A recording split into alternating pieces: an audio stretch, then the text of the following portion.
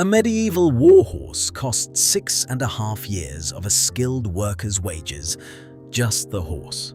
The full knight, the armor, the weapons, the squire, the string of spare horses cost roughly what an entire village produced in a year.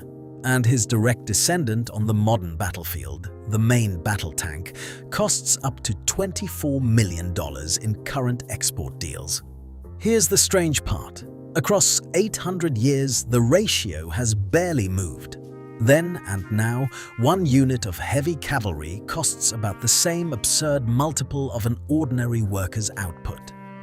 By the end of this video, you will know the full medieval price list, pulled from surviving royal accounts, including what 2 English kings personally paid for their horses, what an Abrams actually costs to buy and to drive per mile, and the twist that connects both eras. The most expensive weapon on the battlefield has always, eventually, been humiliated by the cheapest one.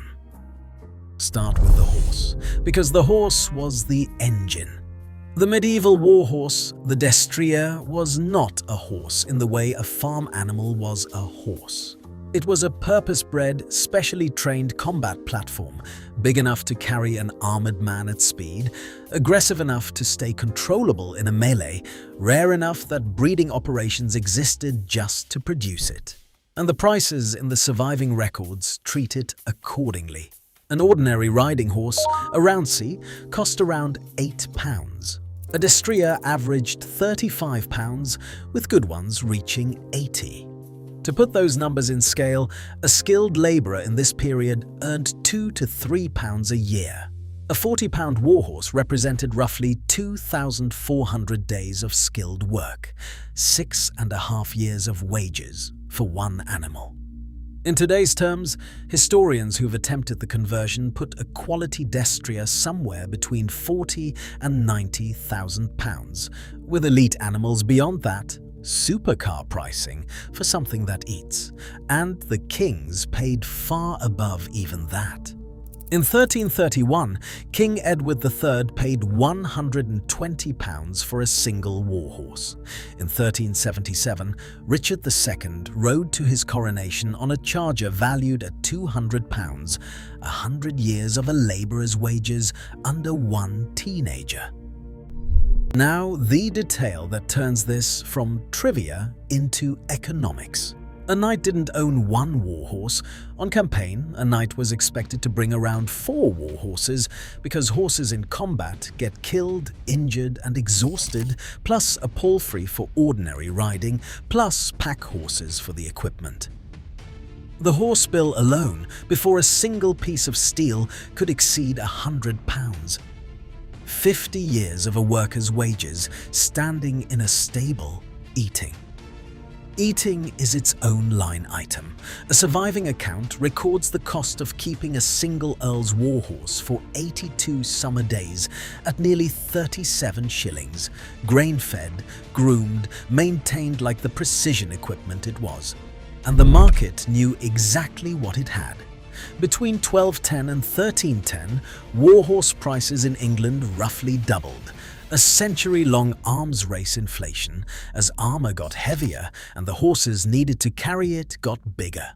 It got expensive enough that a credit industry grew around it. Records survive of an Italian merchant family, the Foberti, selling warhorses to English knights on credit and being owed £768 by their knightly clients, the equivalent of roughly $500,000 today, including debts from the commanders of the king's own campaigns. Knights were financing their horses the way people finance cars, and the dealers carried the paper. Then comes the steel. By the 15th century, the state-of-the-art was full-plate armor from the 2 great production centers, Milan and Augsburg, individually fitted, articulated head to toe. A full imported harness ran over £100, the price of a substantial farm worn on your body. And it required constant maintenance. Mail was cleaned by sealing it in a barrel of sand and vinegar and rolling it until the rust scoured off. There were servants whose job was, functionally, armor detailing. Add the weapons, the squire, the attendants, the tents, the travel. The standard scholarly summary is blunt. Equipping one knight for war cost approximately the annual output of an entire village. Which explains something much bigger than knights. A knight's typical annual income target was about £40, the same as one good warhorse. The weapon system cost more than the operator earned. So how did the system fund itself? Land. A knight held a fief, an estate with peasant labour attached, and the estate's surplus paid for the horses, the armour, and the retinue. This is the part they don't phrase this way in school. Feudalism was, among other things, a financing structure for heavy cavalry. The land wasn't supporting a lifestyle. The land was the defence budget, distributed across the countryside, each manor amortizing one armoured unit. And because each unit was worth a fortune, medieval battle developed a financial logic that seems alien today. You tried not to kill the expensive people. A captured knight was ransomed back, captives were revenue. The ceiling of that market was set in 1356, when the King of France himself, John II, was captured at Poitiers. His ransom was set at 3 million gold écus, more than double the entire annual income of the French crown. One prisoner, priced at 2 years of a kingdom. Now jump forward 6 centuries to the destrier's direct descendant. The lineage isn't a metaphor. Heavy shock cavalry became armored cavalry. Several modern tank regiments literally carry the names of old horse regiments. The doctrine survived. So did the invoice. The American M1A2 Abrams, in its current SEP version 3 configuration, costs the United States Army roughly $10 to $15 million per vehicle to produce from an upgraded hull. Export customers, whose contracts bundle support, training and spares, have paid around $24 million per tank in recent deals. A 78-ton vehicle, a crew of 4, and a gas turbine engine derived from a helicopter. That engine is the modern feed bill. The Abrams gets 0.6 miles per gallon, 10 gallons of fuel per mile, and the all-in operating cost runs about $2,500 per mile once fuel, maintenance, and logistics are counted. In sustained operations, each Abrams effectively needs its own fuel truck following it around. The destrier ate grain, the tank eats a supply chain.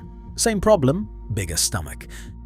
And the trajectory matches the medieval arms race exactly. A Second World War, Sherman cost about $50,000. The Abrams costs 200 times that in nominal terms. Even adjusted for inflation, the tank has gotten roughly 12 times more expensive in 80 years. 13th century warhorse prices doubled in a century, and contemporaries thought it was madness. We've compounded faster. So the pattern holds. The heaviest unit on the field costs so much that only a state, or in the medieval case a land-granted aristocracy functioning as the state's financing layer, can afford to field it. Which brings us to the twist, because this story has a recurring villain, and it's never the enemy's expensive weapon.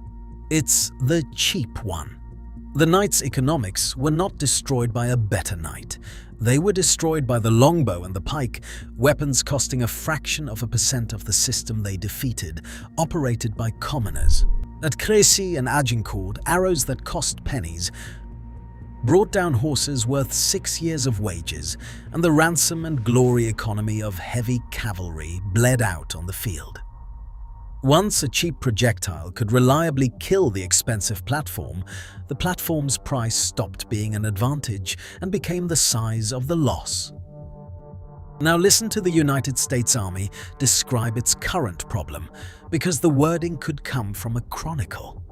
A $500 drone destroying a $10 million tank has become one of the defining images of modern warfare, and the Army is redesigning the Abrams successor, the M1E3, specifically to change that equation.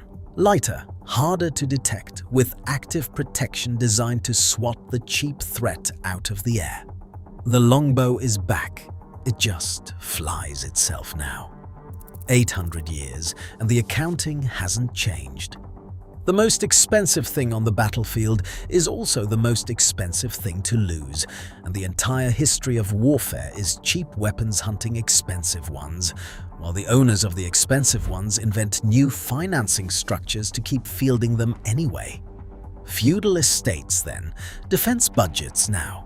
The fief became the appropriations bill. So if you ever find yourself pricing out heavy cavalry in either century, remember the rule that has never once been repealed. Armor changes. The invoice doesn't. For 800 years, the strongest thing on the battlefield has also been the easiest thing to bankrupt. The knights never solved that. Neither have we.